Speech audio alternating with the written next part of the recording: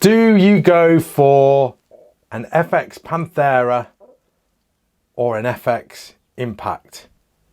You've been eyeing them both up and you're like, I don't know which one to go for. What do I do? What do I do, Rack? Rack, can you help me? Well, hopefully this video will. Hi guys, this is Rack and Load.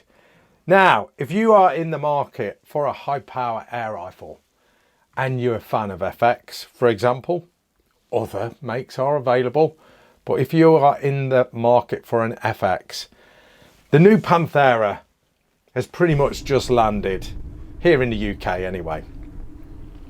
And you're thinking to yourself, well, I want a high power air gun that I can do some hunting with, do some target work with, and do some, and trick it out a little bit. What do you go for? Well, it's quite an interesting subject.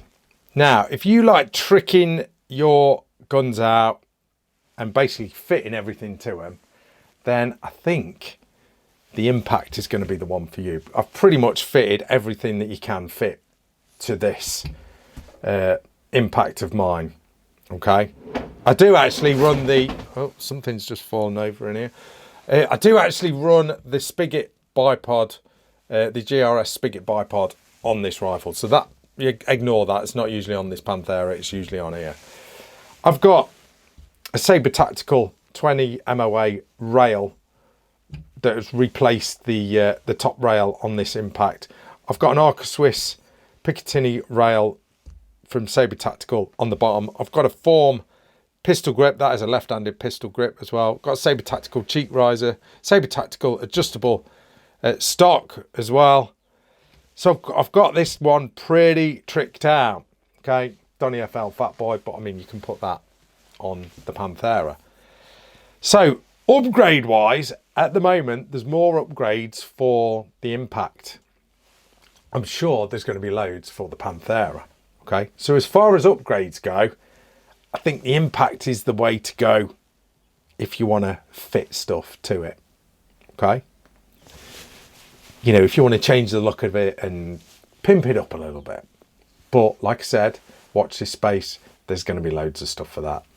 There is. It's obvious there is. Okay. Shot count. That's another important one. You're going to get a low shot count with the Panthera because the Panthera is really a competition gun.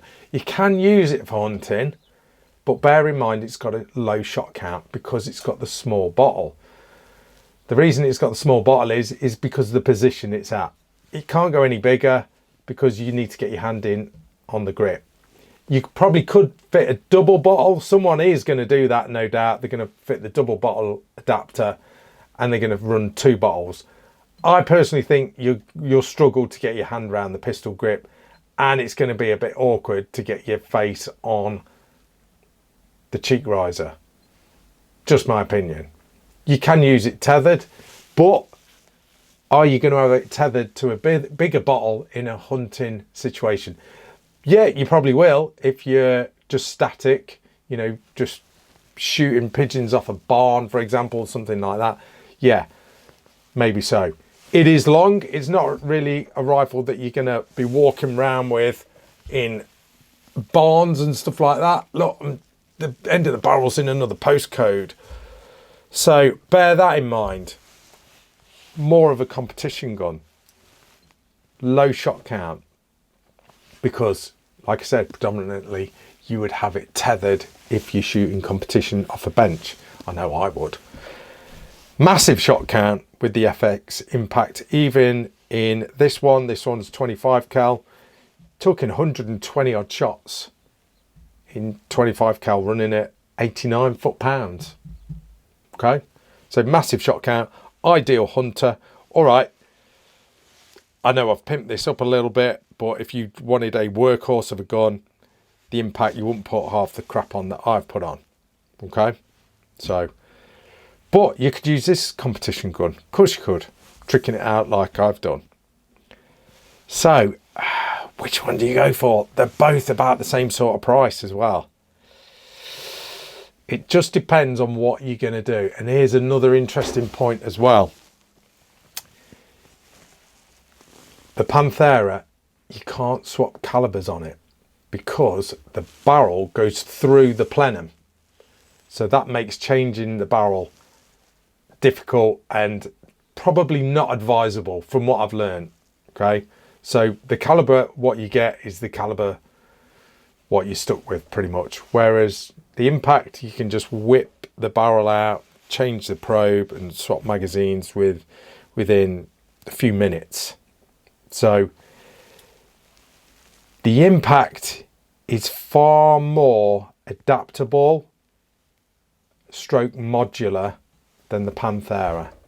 At present, anyway, at present, especially the barrel though. You're not going to change the barrel on the Panthera, so I've got to stress that. So the Impact can be a multi-caliber gun. So you've got to weigh that up as well. What else? I think that's pretty much it, really. Low shot count, high shot count.